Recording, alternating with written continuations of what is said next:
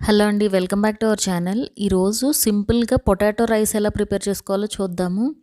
ఇది లంచ్ బాక్స్లోకి perfect recipe అండి. చాలా ఈజీగా ఫాస్ట్గా అయిపోతుంది.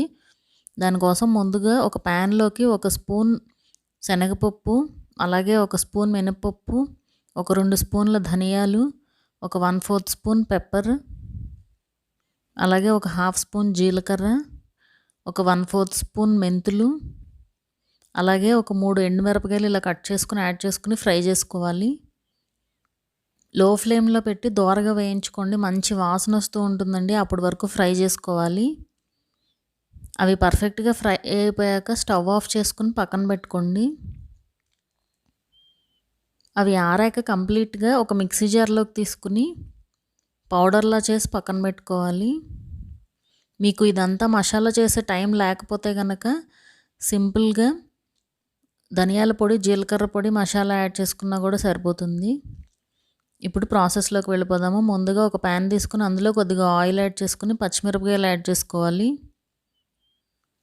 అండ్ అలాగే పొటాటోస్ని ఇలా కొంచెం మీడియం సైజ్ క్యూబ్స్ లాగా కట్ చేసుకుని యాడ్ చేసుకోండి. ఈ ప్రాసెస్ అంతా కూడా హై ఫ్లేమ్లో చేసుకోవాలండి. వీటిని ఫ్రై చేసుకోండి బాగా, పొటాటో ముక్కల్ని. ఇవి ఇలా ఫ్రై అవుతూ ఉండగానే ఇప్పుడు ఇందులోకి కొద్దిగా పసుపు, అలాగే ఒక 1.5 స్పూన్ ఉప్పు యాడ్ చేసుకోండి.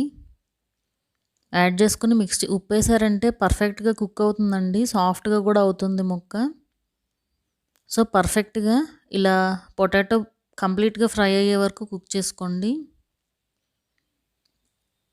ఇప్పుడు ఇందులోకి మనం గ్రైండ్ చేసి పెట్టుకున్న పౌడర్ కూడా యాడ్ చేసుకుని మిక్స్ చేసుకోవాలి.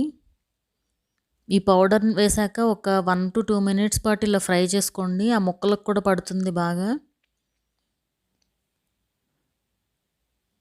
అలాగే మనం కుక్ చేసి పెట్టుకున్న రైస్ కూడా యాడ్ చేసుకోండి. అన్నాన్ని పొడి పొడిగా వండుకోవాలండి ఈ రెసిపీకి. సో ఇలా యాడ్ చేసుకుని మిక్స్ చేసుకోవడమే. చూసారు కదా, సింపుల్ ఇంగ్రీడియంట్స్తో చాలా ఫాస్ట్గా అయిపోయే రెసిపీ అండి ఇది. అండ్ టేస్ట్ కూడా బాగుంటుంది.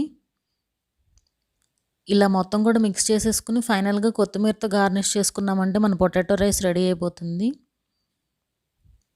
మా వీడియో కనుక మీకు నచ్చినట్లయితే సబ్స్క్రైబ్ చేసుకోండి. అలాగే ఆ పక్కనుండే బెల్ ఐకాన్ కూడా క్లిక్ చేయండి. సో దట్ మా అప్డేట్స్ అన్నీ మీకు వస్తూ ఉంటాయి.